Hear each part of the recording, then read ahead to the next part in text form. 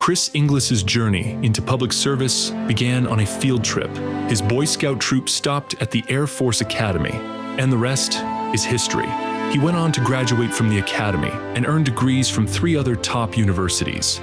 He served in the Air Force and Air National Guard for over 30 years, then spent 8 years as Deputy Director of the NSA, and then went on to be the first National Cyber Director. You know, the nation and the Paladin Capital Group have been so lucky to have Chris as a public servant. Chris stands out for building a comprehensive, integrated approach to national security challenges that made him the logical choice for the first National Cyber Director.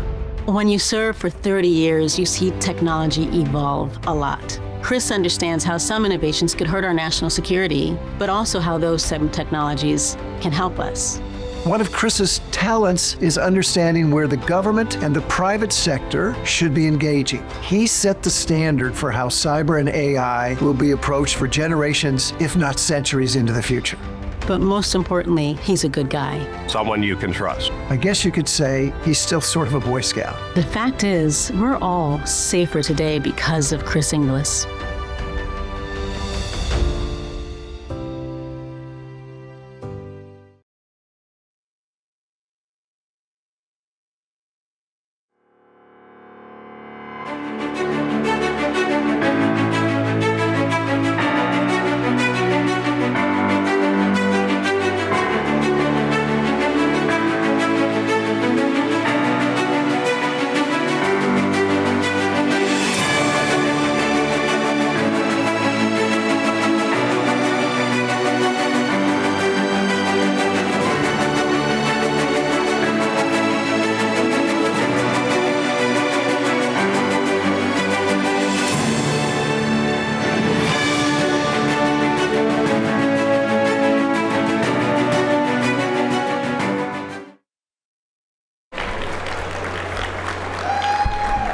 Good evening.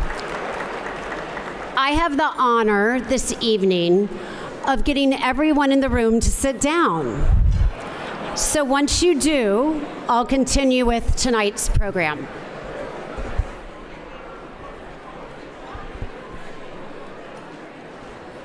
Good evening.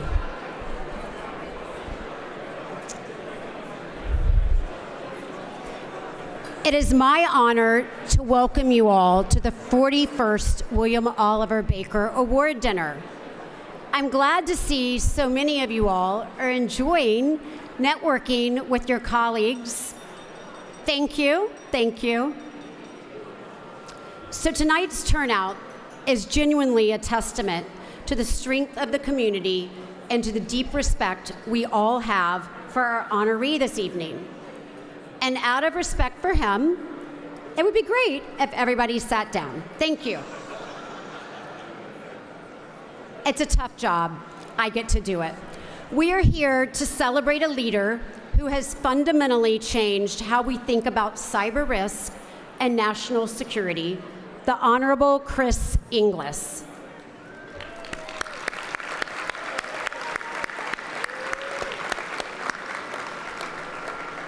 I know many of you all in the room have served alongside Chris and know his career is defined by an unwavering commitment to the mission and genuine belief of the power of partnership. And in the spirit of partnership and mission, please rise for the presentation of the colors by the Joint Armed Forces Color Guard, followed by our national anthem. I ask that you stay standing for the invocation.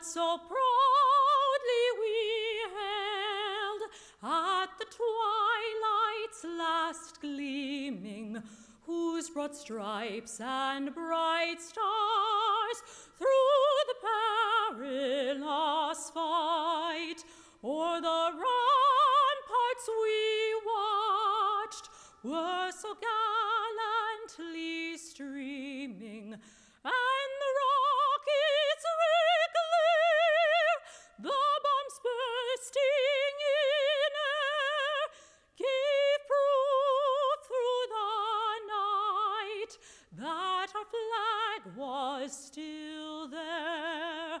Oh, say does that star-spangled banner yet wave o'er the land of the free and the home of the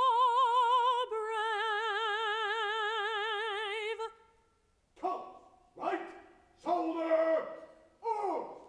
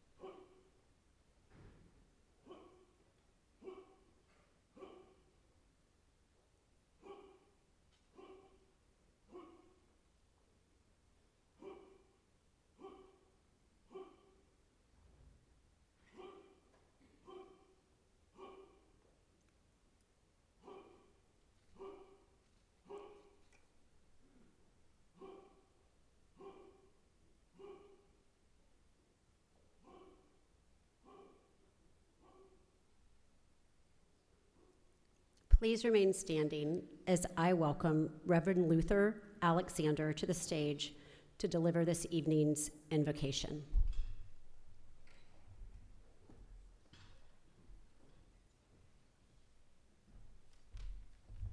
I invite you to join me in prayer.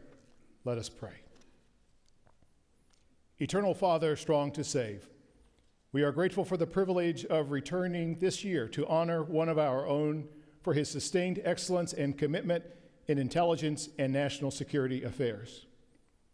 Tonight, we bid your divine wing of protection over those who stand in the vanguard in every clime and place of our nation's security, and we bid your divine grace rest on their family members and all others dear to them. We ask your blessings on the food that we are about to receive and on the fellowship of friends and colleagues around each table. Finally, may this evening of recognition and celebration inspire each of us to a deeper loyalty, a greater devotion, and a more stalwart service to our respective national security offices, our nation, and above all, to you, our God. Hear our prayer, O Lord. Incline your ear to us and grant us your peace, we pray. Amen. Please take your seats. That was lovely. Now please join me in welcoming Yvette Cesario, Director of National Security at AWS, to help us celebrate tonight's honoree with a celebratory toast.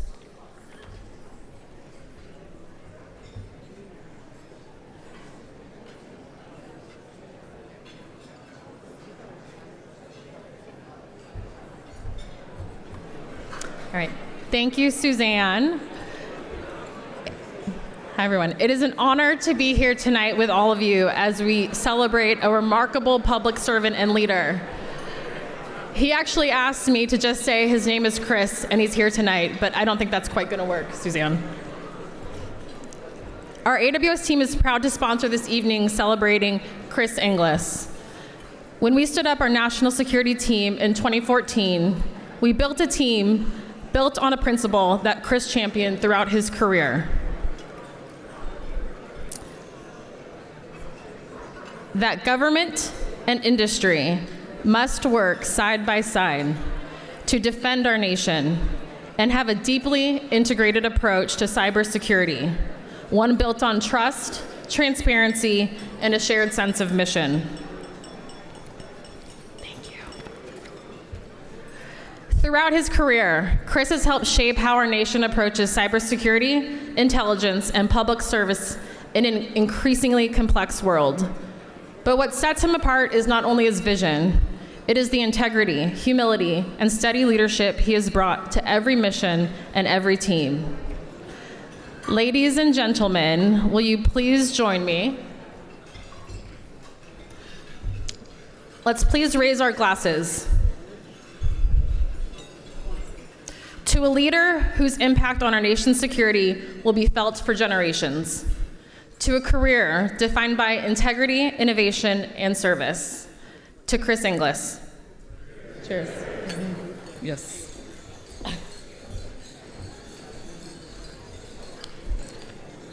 So thank you, Yvette, for helping us begin this evening in such a meaningful way. Now, I'm going to turn the mic over to some of you all here in the audience. It is now my honor to thank the many organizations who's made this evening possible. Feel free to cheer. Amentum, Arcfield, AT&T, AWS, BAE Systems, CACI, Carasoft, Deloitte, Deltek, Freedom Technology Solutions Group, GDIT, Google Public Sector, Gravity, Halcyon, Huntington Bank, Leidos, Lockheed Martin, Mantech, Microsoft, MITRE, the National Cryptologic Foundation, Nightwing, Oracle Cloud, Paladin Capital Group, Peraton, RGI, SAIC, Salesforce, and VeriSign. It's probably the only time I'm grateful for you all talking over me.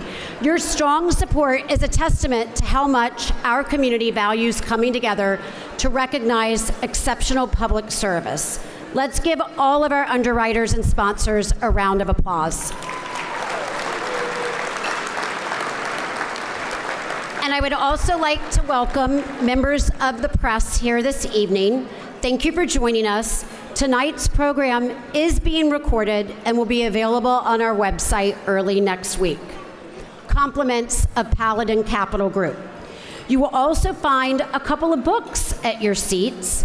These are some words I never thought I would say from stage.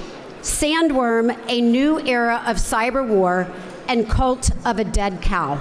They're great summer reading. They do serve as a reminder of the evolving cyber landscape and the importance of the work that Chris has led throughout his career to strengthen trust, resilience, and collective defense. Please enjoy them. Now, it is my honor to welcome my boss, Tish Long, to the stage. Tish has led INSA since 2016, and her commitment has been a driving force behind the growth of the organization. Her dedication to the community and the national security mission inspires all of us who have had a privilege to work alongside her. Tish, I am personally grateful for your guidance and partnership over the years, and we are fortunate to have you. Please welcome me and welcoming Tish Long to the stage. I know you all will quiet down to hear her remarks.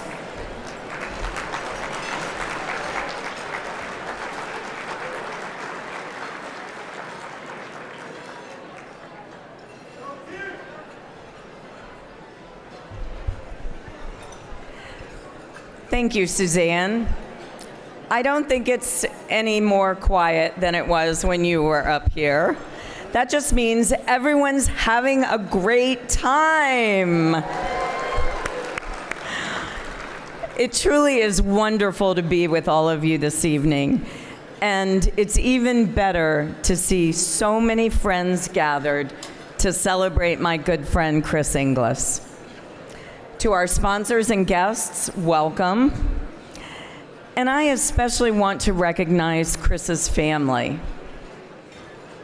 So maybe we could be a little quieter as we recognize Chris's family. His wife, Anna,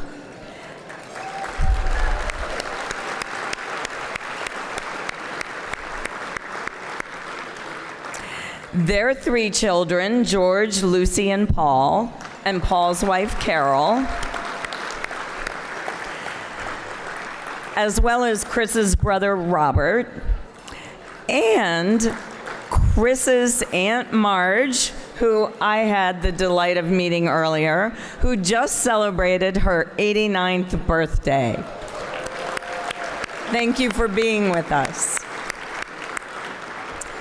We all know that a career like Chris's is a shared journey, and I really want to thank the family for your support, for being here with us this evening, but mostly for sharing Chris with us all those years. How about a big round of applause for the whole family?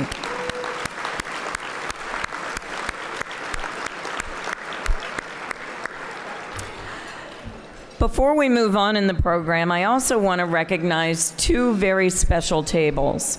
We are honored to have colleagues and former students of Chris's from the Naval Academy with us tonight, thanks to the support of CACI, our Stars and Stripes sponsor.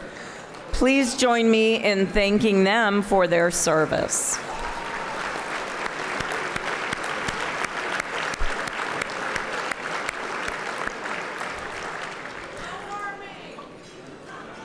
A little history on the Baker Award. It was established in 1984 to honor those who have made sustained, extraordinary contributions to our national security. If you have a moment later, I encourage you to look at the Baker Award History Walk in the atrium, sponsored by Halcyon, which highlights all of the past recipients. Now, I'm very delighted to recognize the past Baker Award recipients who are here with us tonight. The 2002 recipient, the Honorable Charlie Allen.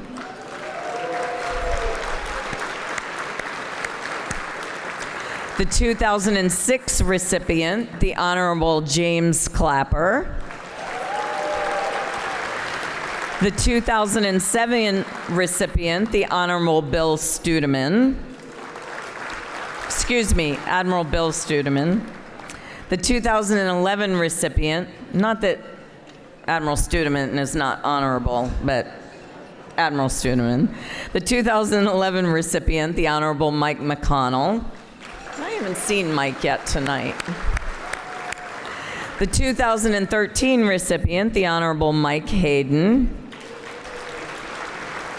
And the 2011 recipient, the Honorable Sue Gordon.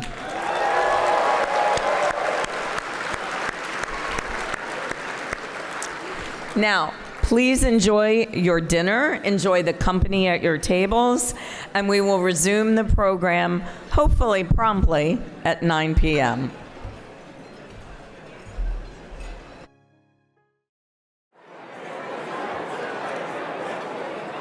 Please welcome to the stage INSA Chairwoman Tish Long.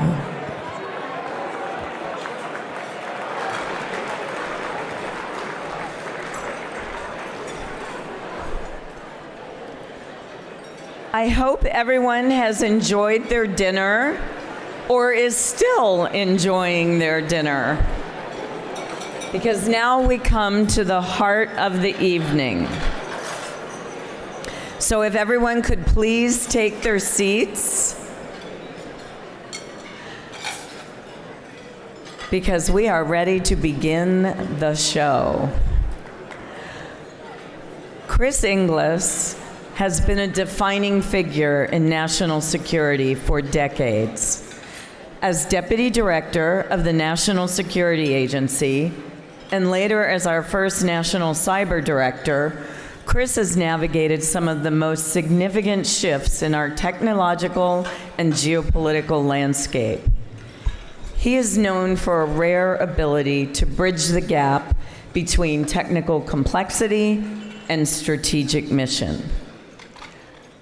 But beyond titles, Chris has always been a champion for the workforce. He understands that while the tools change, our success truly depends on the people and the trust we build with one another. I know that Chris and I built that trust with one another early in our relationship. We worked through many tough issues together as deputy directors at 2 of our agencies in the community. Now, I'm sitting next to Chris and his lovely wife, Anna, whose birthday is tomorrow. Happy birthday, Anna. I wasn't supposed to do that, of course. And I didn't ask you, Chris. I don't remember exactly when we first met. I mean, I don't. But I do remember an early conversation. Chris and I were both flying back from London. And Chris was just finishing his tour as the Senior U.S. Liaison Officer, or SUSLO, as we call it. You know, we have acronyms for everything, in London. And I had been in the UK visiting our partners. And so, you know, we're in the airport, and I said, "Hey, Chris, what are you going to do next?" And he said, "I don't know." He said, I interviewed with General Alexander, who was the director of NSA, interviewed for the deputy position. And he said he went on to literally say he had no idea how the interview went. They talked for like 2 hours. And if you know Keith, that's easy to do. The interview ended, and he said he hadn't heard anything since. And I said, so what are you going to do? And he said, I don't know. I'm sure I'll find a job somewhere. That's literally what Chris said. Well, we all know Chris aced the interview, and Chris and Keith went on to have just a legendary partnership for the 8 or 9 years that they were together. But you know what comes to mind from that conversation? Humility. Chris is probably the most humble person I know. Another word when I think of Chris is integrity. Just another short story. Chris and I were speaking on a panel together during a D&I representatives conference. And this was current and prospective representatives of the Director of National Intelligence. And they were all in DC for their annual conference, kind of a 2-day thing. And Chris and I were part of a panel of deputy directors. And this was in the early days of the Office of the D&I, and there was an ongoing debate as to whether the D&I rep should automatically be the CIA chief of station. Now, Chris and I were both advocating for the best athlete, acknowledging that it would probably mostly always be the chief of station, but we didn't want to foreclose the possibility of other options. Now, as I mentioned, Chris had been the senior rep for NSA in London, and I think he could see a time where the best athlete might be that person. I was the deputy director of DIA, the Defense Intelligence Agency. We were responsible for all the defense attachés around the world. And we had attachés in countries in Africa where there wasn't a CIA chief of station. In some of those countries, we didn't even have an intelligence relationship. So I could certainly see when the defense attaché might be the right person to be the D&I's rep in that country. So it seemed plausible. Well, we got a question about that from one of the representatives during the conference, and when we both espoused those opinions, we got a lot of pushback.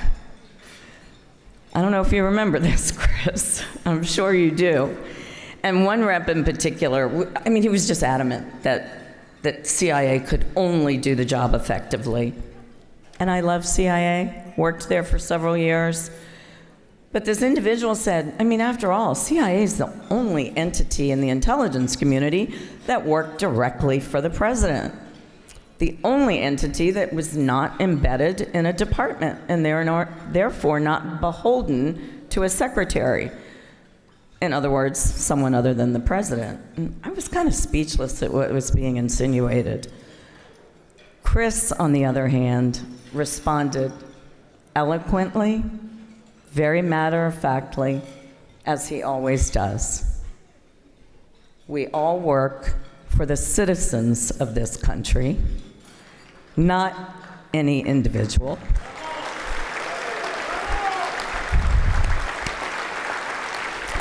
We all take the same oath of office to the Constitution of the United States. I was so proud to be sitting there with Chris, just as I am so proud to be standing here tonight to honor the Honorable Chris Inglis. His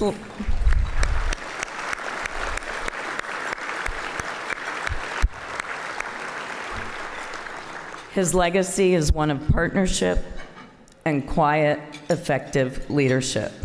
And tonight we honor that service. Now, before we welcome Chris to the stage, please turn your attention to the screens for a special tribute video. Our thanks to BAE Systems for once again sponsoring this, and to Peggy O'Connor and Brian Watkins for bringing Chris's story to life.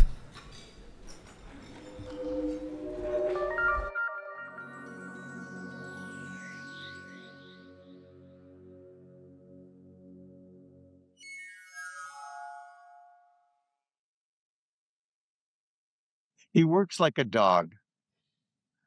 I think we should start with that. I knew about his background, but I never worked with him extensively, and immediately I was incredibly impressed with his overall manner and demeanor, which is kind of this interesting combination of professorial on the one hand, but also scary on the other, because he knows what he's talking about, and given that he spent 30 years at NSA, rising to the highest civilian job, obviously there are reasons to fear this man. But I was immediately impressed with him, and just over time, his gravitas grew. He teaches people how to be good leaders and leads by example. And I think that a lot of folks will credit their leadership style to Chris. He is always that example that I think you can point to someone and say, that's who you want to emulate. Like, that is the guy. I heard a professor say he would pay Professor Inglis to read the phone book. Just that's how interesting he is, and how fascinating he is. And every story comes with such granular detail that you just can't, you're captivated by it. It's like hearing a narrative, like a Ken Burns documentary. So imagine that every single day of class. If I did one thing right at NSA, it was choosing Chris as the deputy director. When General Alexander hired me to be the deputy director in 2006, he fully well knew what sort of challenges lay ahead. But he told me, he says, Chris, we're just going to have to work really hard, really fast. We're going to do this for 90 days and then be a piece of cake. When I talked to him, I said, look, we're going to have to run hard for a few months and then we can slow down. After 2 years, Chris came back and said, we're still running hard. I said, yeah, just a few more months. It was like the carrot. There's a reason that Keith Alexander kept him as deputy director for the 7 years that he was there. It's because he's so effective and he's so good. And when Chris tried to leave, Keith would sort of pull him back in. There was a moment in October of 2008, which was one of those inflection points. We discovered that the Russians had found their way into at least our secret level networks. It was the moment when I think the U.S. Department of Defense understood that cyber was an instrument of power. We might use it, but it was certainly being used against us. It was a moment when we realized it was the fifth domain of operations alongside air and sea and kind of space and land. It was a moment when we started on the inexorable course to create what's called U.S. Cyber Command today. It required exceptionally hard work. Doing the real-time regional gateway in Iraq and Afghanistan, taking care of our troops, something Chris and I were really passionate about, and then standing up U.S. Cyber Command and doing it right was a lot of headache and hard work. Could not have been done without Chris. Chris had a sign that he liked a lot, and it said, "It's always darkest just before it goes pitch black." He gave that to me when I took over the deputy director job. And it's just a way to keep in mind that no matter how bad it is, it can get worse, and you just have to keep powering through it. The diversity of NSA is really its greatest strength. The fact that you could swarm a problem and somebody in the room would see something that nobody else could see. To be a member of that crowd, right, is the privilege of a lifetime. And I'm just happy to be known as a graduate of the NSA. Over my shoulder, you can see Hopper Hall, the newest building at the Naval Academy. We broke ground with Chris with the shovel and myself and others in 2016. I had no idea what I was going to do after I left NSA. I was young enough to do something more, but didn't realize that cryptology, or what we now call cyber, had a future.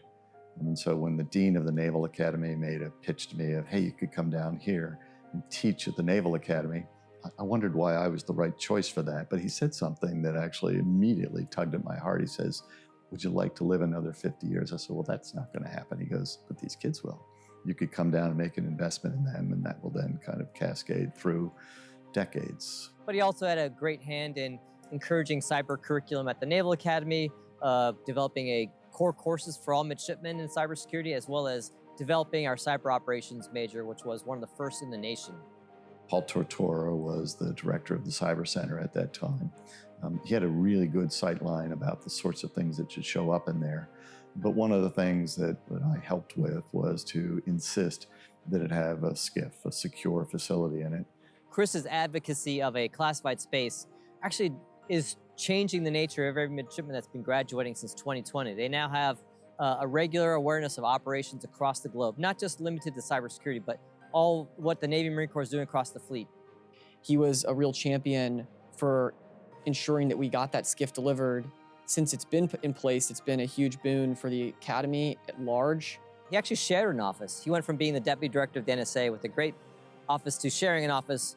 We had rickety desks and poor air conditioning, but he would be up there whether it was hot or cold, and early in the morning to talk to the students.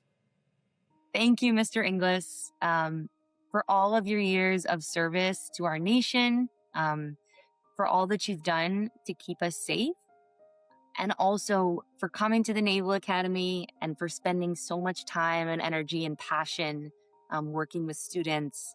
Thank you, Professor Inglis, for telling me I had one of the best essays in your fall 2018 class. It meant a lot to me, and I don't think any other award will ever top that. I appreciate it. He's revolutionized the way that our military teaches cyber and prepares people to handle cyber problems. At the time the Cyberspace Solarium Commission was formed, I think we were witnessing a complete collapse of deterrence in cyberspace. Or you could say we were having kind of a series of mini cyber Pearl Harbors, but for whatever reason, there wasn't this national wake-up call. There was just a series of warning signs. The system was blinking red. So the Cyberspace Solarium Commission, which took place 2019, 2020, was a wonderful opportunity for me to collaborate with others who've thought about this challenge, this opportunity for decades. Chris was the perfect encapsulation of bipartisanship when it comes to national security, this sort of old, unfashionable idea that politics should stop at the water's edge. But I thought to myself, and I told my wife, that if I don't accept this responsibility, I'll probably regret it for every day of the rest of my life. If I take it, I might still regret it. I don't. But it was that kind of a feeling, which is, I was bold and loud when I was in the stands, and when I was called to the field to actually execute it, I was somewhat more thoughtful about it and tried to determine, how do you actually get this done? Not everybody in the executive branch, both from the Trump administration and the Biden administration, was enthusiastic about the creation of a national cyber director. Chris set that office on the right foundation, a foundation of nonpartisanship, no bias, and objectivity with the nation's interest first. He did the hardest thing in government, which was to kind of, what we in the Marine Corps would describe as a hostile amphibious landing and establishing a lodgment on an enemy beachhead. But that's what Chris did. Chris made sure that all of our partners in the administration had significant roles in the implementation plan. And he did not force any department or agency to take a role. He offered them up and his perspective on where the core competencies were, and they volunteered. We cannot afford to be picked off one at a time. We need to combine our efforts. And we, the defenders, have every right to do that. We can do that in the light of day, kind of head held high. The kind of attackers are the ones that need to skulk about in dark spaces. So we can turn the advantage, seize the initiative, and just win this thing. If he weren't the person that served as the National Cyber Director, even though we had authorized it and funded it, I think there would have been a chance it didn't survive, or it would have just gone into irrelevance. He's fun to be with. He's fun to go to work with. Diet Coke, I'm a Diet Coke crazy person. He's a Diet Coke crazy person. My dad has always enjoyed Diet Coke. He drinks a lot of Diet Coke. And apparently at one point they changed their formula, and this perturbed him to the point where he wrote a letter to the Coca-Cola Corporation, asking what was going on, what did they change, why did they change it? And I guess they wrote back and they sent like coupons and like a couple cases of like a new flavor that they were trying out. And so my brothers were drinking vanilla Coke for months. The only time I was visited by the White House General Counsel was a moment when they came and said, "Is this your picture?" And it was a picture of me giving a coin, an Office of the National Cyber Director coin, to an 11-year-old. It turns out that the law that created the Office of the National Cyber Director prohibited the expenditure of what were called representational funds. But it meant that I couldn't go out and do what most offices do, which is to contract for a representational coin that you could give away on those special moments. So I made them. The lawyer showed up and said, if in fact you have procured these and given these away, that's a violation of law. It's a felony violation of law. And so I had to explain where these had come from. And so I wrote a memorandum that showed, what the process was and ultimately calculated the cost, entirely borne by the then National Cyber Director. I think it was 28 cents per coin. And the next day, the lawyer came back and said, "You're fine, but could I get one of those?" My dad is an absolute favorite with all of the neighborhood dogs in his neighborhood. I don't know if people are aware that he's constantly carrying dog treats or beef jerky in his pocket. And anytime that he encounters a dog, he wants to be ready for the occasion and make a good impression. When he was a deputy director, they installed a skiff in his basement. At one point, he got an emergency call from the security office at the agency that his skiff had been tampered with while he was at work.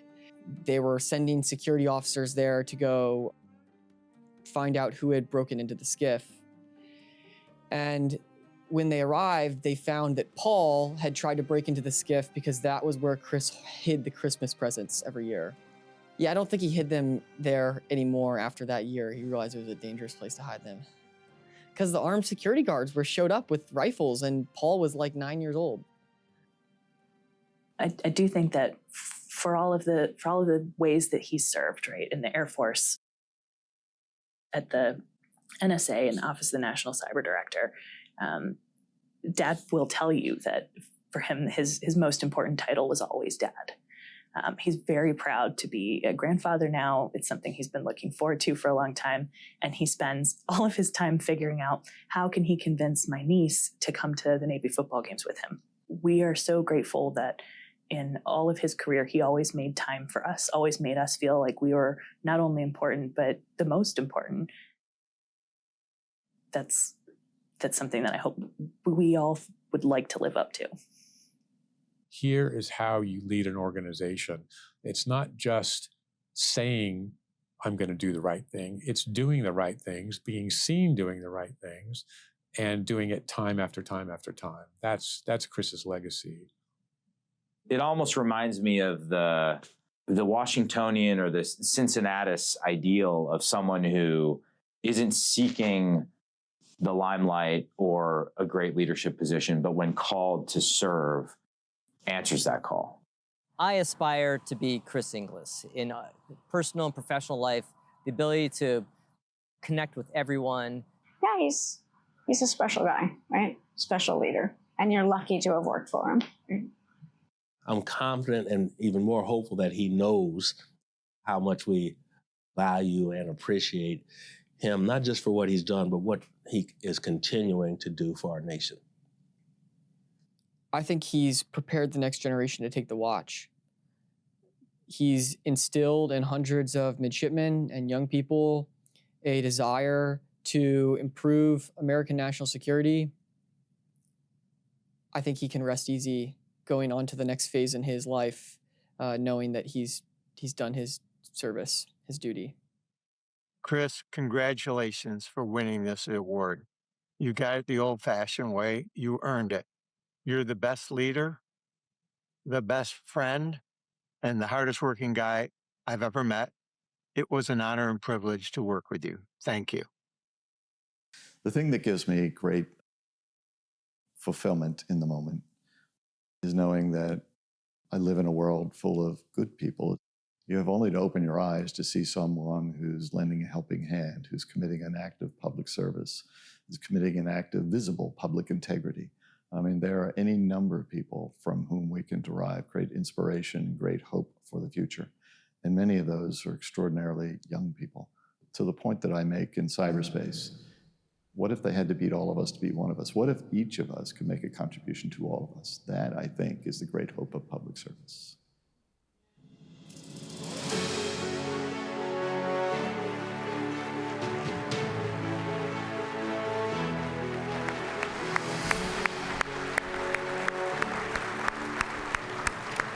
Please welcome to the stage the 41st recipient of the William Oliver Baker Award, the Honorable Chris Inglis.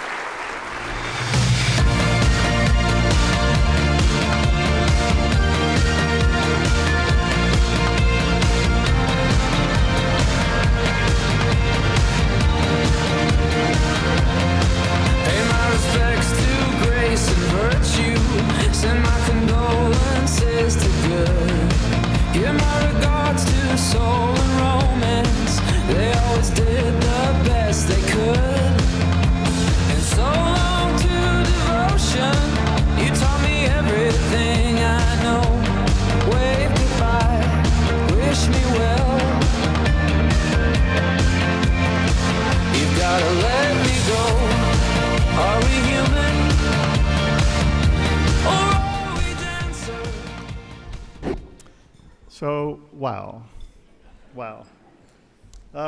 Some of that bears explanation, I think. I haven't had a sip of Diet Coke all evening. It has an effect on you. And maybe I'll riff a little bit. I do have some prepared remarks. There are points that I would like to make, given this opportunity. But you remember what Keith Alexander said on the front end of that bears some explanation, the nature of life at the National Security Agency, when he said that I work like a dog. Turns out when I showed up at NSA in the summer of 2006, August, we started running really fast, and we ran fast for about 7.5 years until kind of finally Rick Ledgett took over and he ran faster. But in the first month or two, Keith and I were sorting each other out. Keith Alexander and I were sorting each other out, trying to figure out each other's styles. The door between the office of the director and the deputy director is open, and he was in my space all the time, looking over my shoulder, picking at this, poking at that, and he would always ask me, "What are you doing?" And I had a set of platitudes that I would offer up. I had no other defense but platitudes, and one of those was, "I'm working like a dog, leave me alone." So he asked about 10 days into that, after the 10th time he'd heard that, he said, "What does that mean?" I said, "Do you have a dog?" "Nope." "Ever had a dog?" "Nope." "Been around a dog?" "Nope." I said, "Well, dogs sleep 20 hours a day," right? He thought that was quite clever. About a few weeks later, President Bush visits us, and there are three of us in the office. It's President George W. Bush, me, and Keith Alexander. And President Bush, very gregarious guy, he looks over and he goes, "What do you guys do all day?" And Keith said, "We work like dogs." And then looked at me like I was going to finish the sentence. And I said, "I have no idea what that means." So then 3 weeks later, I go to Japan, and I meet with a lovely man there. He speaks Japanese well, English poorly. I speak no Japanese. We had a long discussion, and he said, "I'm going to Washington next week. Will you be there?" I said, "No." He said, "I'm going to Korea, but when you get there, Keith Alexander will host you, and you'll have a lovely time." He said, "Do you have any messages for him?" I said, I do, actually. When you see him, tell him the last time you saw me, I was working like a dog. Apparently that doesn't translate well into Japanese, because when I got to Korea, I got this formal message traffic, NSA had taken the time to encrypt it, to decrypt it, communicators on both sides had seen it. was tendered to me on a piece of kind of parchment paper. And it said, from the director of the National Security Agency, stop. I met with Mr. Fukumoto, stop. He gave me your message, stop. He said you had killed his dog. You are to come home at once. So the communicator said, what would you like to tell him? I said, tell him I'm going to Thailand. Right, so, and I did. So anyway, I loved that career because it was so important, it was so vital, and you worked with people who essentially knew what we were doing it for, right? And so I thought it was important to explain that story. The rest I might leave to some future date. Looking around this room, I have never seen an interagency meeting this well populated, this much fun, and this well dressed. You look marvelous. I mean, frankly, it's the first interagency meeting in 20 years that I've actually enjoyed. Oh, was that my inner voice?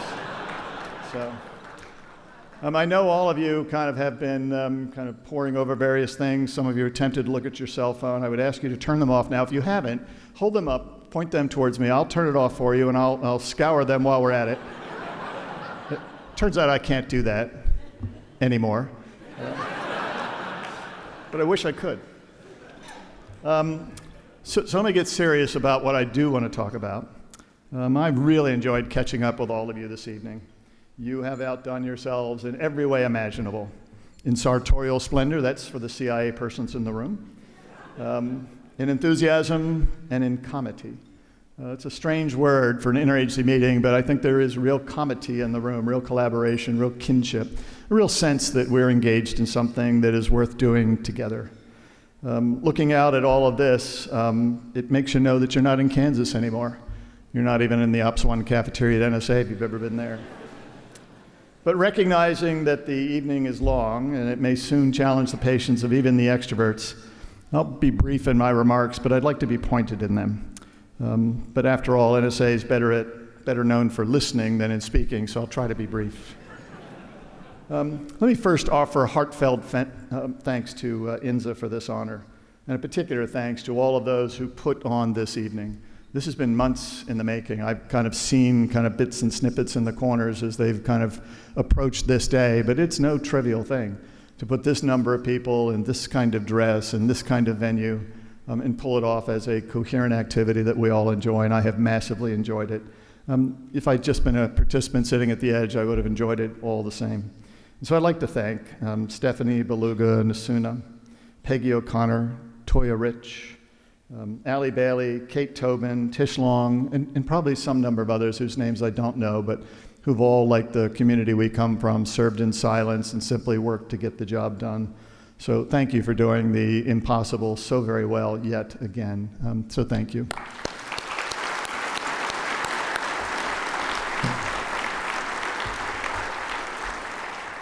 And I would say thanks too for the most generous gift that is attendant to this award. And I refer, of course, to the privilege of affirming this community with you tonight and enjoying once again the company of people for whom public service is a calling beyond the pursuit of personal gain, fortune, or fame.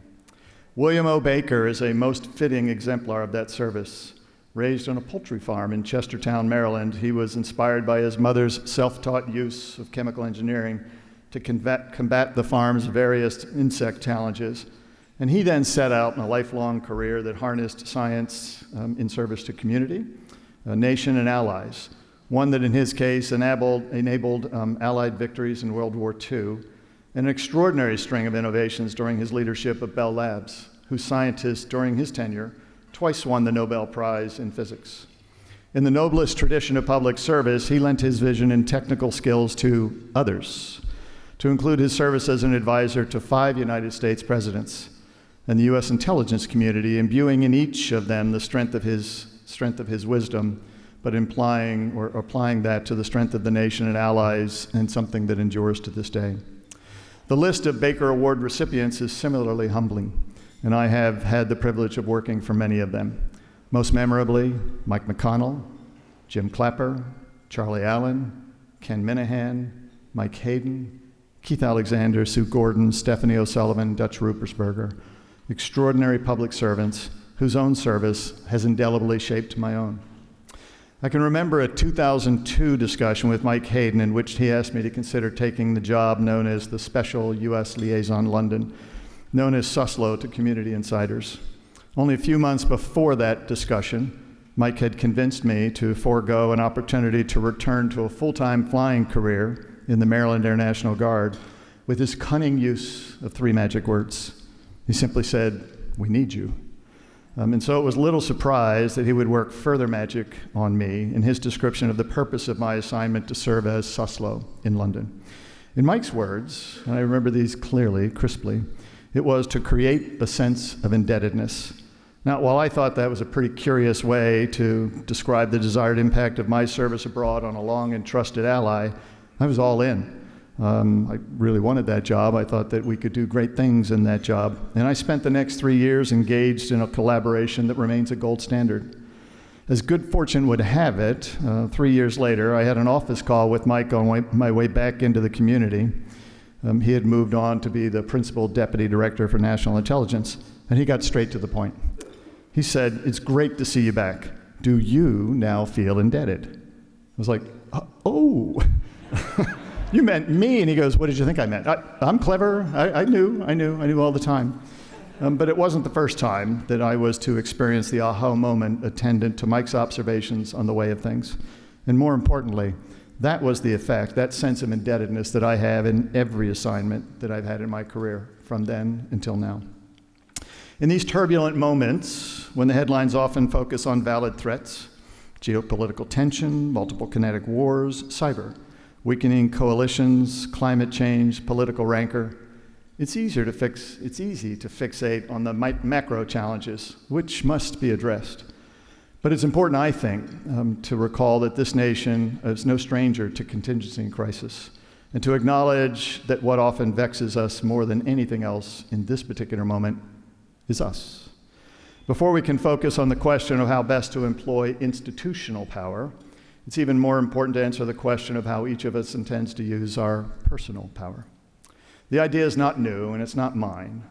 I can remember as a child marveling at the good fortune that I had to be born into a country whose heroes were people who exercised power on behalf of others and then gave it back, often at great sacrifice to themselves.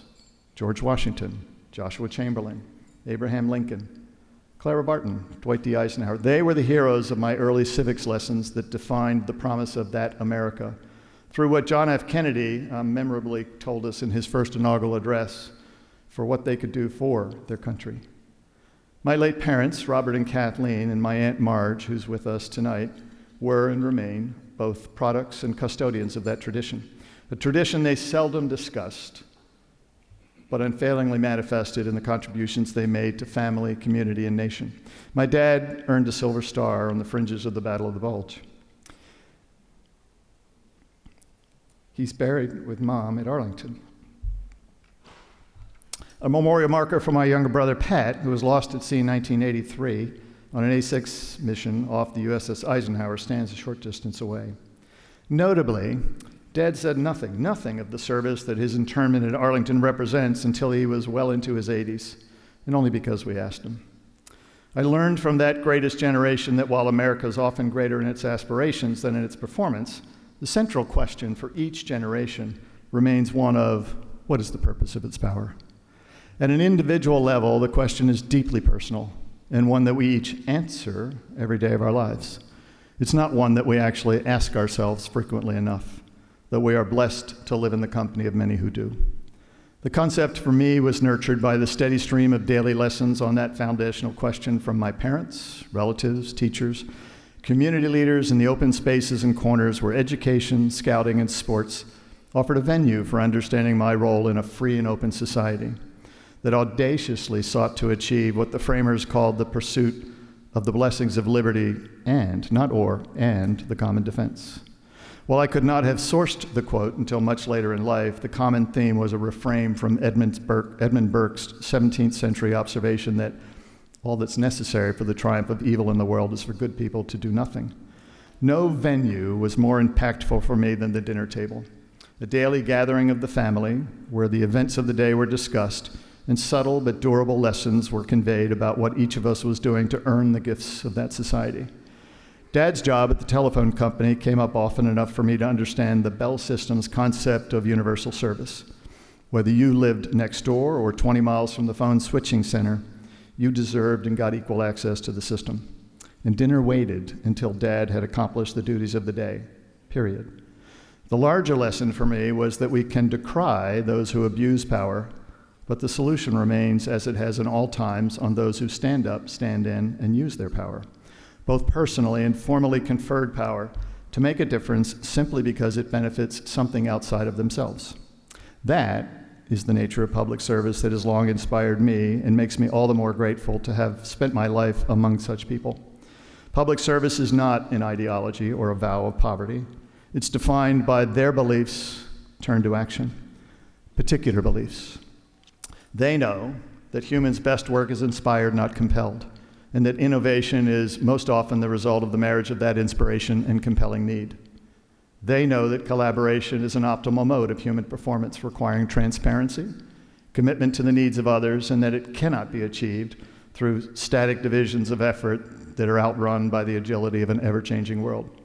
They view the oath of office as a commitment to defend the whole of the Constitution across all articles and amendments, not just the portions convenient or proximate to their particular authorities, and they act accordingly. When entering a room of conflicting agendas, the infamous interagency meeting, for which most civil servants probably break eye contact, they treat that as an opportunity to pursue a shared aspiration rather than seeing collective progress as a threat to the equities of entrenched stovepipes. They mentor across generations and organizational boundaries. They join networks in order to make contributions to them in greater measure than to secure personal advantage from them. They realize that while not everyone in the room has noble intent, it is important to operate as if they do, challenging others to respond in kind, seeking and reinforcing the moments when shared aspirations can be forged into common cause and the work that only coalitions can achieve. They measure success both in the moment and in their legacy, creating pathways for personal and organizational success for others, and return the powers they've been given in better shape than they received them. And their leaders earn their authority and influence through leading by example in the practice of integrity, transparency, and respect, and in recognizing that the most important work of organizations almost always takes place at the edge, not the center. Cynicism and performative anger cannot win out in a world that's peopled by these people, replaced by the simple math of coalitions where no one can achieve what all of us can. With those foundations in place, institutional power becomes viable, rational, and influential. The strategic framework for our security then remains as it has been for decades, if not centuries. Define our priorities, invest in the systems and processes that deliver them, to include the most precious resource of all, people, and defend those systems through thick and thin. And be prepared to impose cost on those who transgress, but I would note in the order that I've mentioned them. Even Gen AI or agentic AI, the fixation of the moment, can bend to that approach. As that tsunami overwhelms the shore, we have three choices. We can stop it at the beach, we can seek shelter, or we can grab a surfboard and bend its power to human purpose. As ridiculous as that may seem, that last option is the only choice, one that keeps the human at the center of the proposition, with service to humanity and human accountability foremost in mind. As I have explored the meaning of public service over the many years it's been my privilege to serve among such people and to see it in action at every turn, across tens of thousands of people whose names we will never know, who work tirelessly across night and day in buildings populated with extraordinary technology or in canvas enclosures offering little shelter in deference to the proximity to combat forces, I have seen that work in action. There is a wall at NSA and another at CIA that stands in testimony to how that question has been answered by those to whom we owe the most for our present blessings. Tucked inside the lobby at the National Security Agency's Ops 2B building is a granite wall that lists the names of 180 NSA Central Security Service personnel who've given their lives in the service of their country.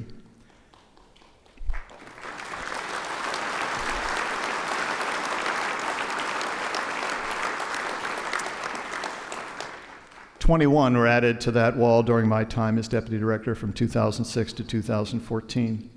The most recent names, Staff Sergeant Jacob M. Gallagher, United States Air Force, and Sergeant Jacob M. Durham, United States Marine Corps, were added just 2 weeks ago. Public service for them was not measured by pay, by working conditions, or some level of secrecy. It was simply the willingness to use their power for the benefit of something outside of themselves, whatever the cost might be. That's what defines public service, affirmatively answering the question, for me, the purpose of power is to deploy it for the benefit of something beyond myself. That's what the framers of our Constitution wrote between the lines of a blueprint that endures in our actions, not in our critiques. That's what John F. Kennedy was talking about in his inaugural address. It is for all those public servants that we gather on nights like this. Our applause is and must always be for them, and for the families that raise and sustain them across the entirety of their lives. My own family has been the greatest gift of all in a career that has given me more than I could ever earn. Anna and I first met on a Naval Academy training vessel. You saw that little clip on a Naval Academy training vessel, two young people who looked similarly to me and Anna. We literally met on that boat, right? And she needed to take a picture of the moment because she had to prove to somebody else that she'd actually gone on the boat and met me. That's a longer story. But here we are, some 43 years later. She was a tourist on a YP moored in Martha's Vineyard on that sun-soaked August afternoon. And she's been the bedrock of our family and the wellspring of my strength ever since. Our children, Lucy, Paul, and George, and their partners, Carol and Alan, have each charted their own course, engaged in a form of public service of the kind that gives me every confidence that the world will be a better place for them, and more importantly, because of them. No one does this work celebrated by this event alone. I thank all of you, all of those who've stood the watch and still stand the watch, for the privilege of being counted among you. It is for that I feel most indebted, and it is their work that makes it possible still for us to meet this moment in our times. I thank you once again for the honor and privilege of being with you tonight, and I offer us Godspeed on the further work of all here. Thank you.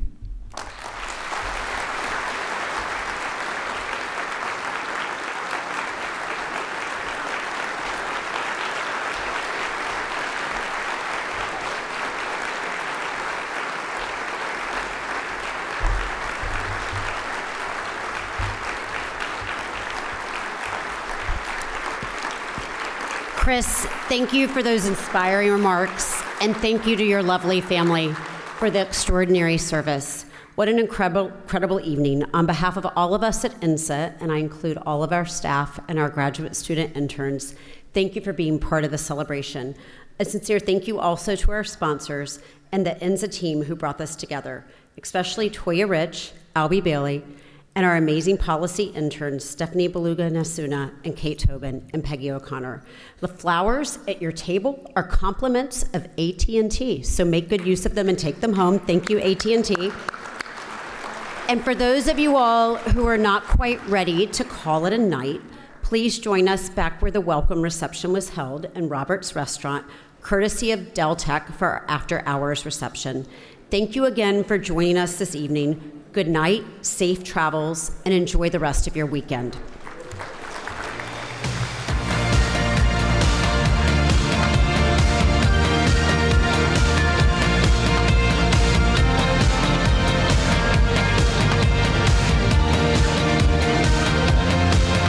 my respects to grace and virtue.